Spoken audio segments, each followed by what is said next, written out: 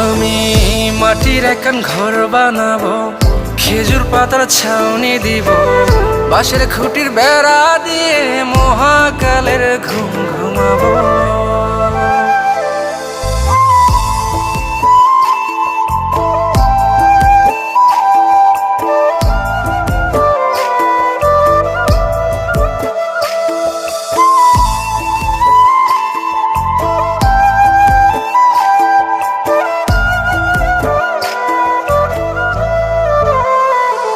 আরে ছাইরা যাইব ইটের শহর, মাটির ঘরে খাটবে রে প্রহর।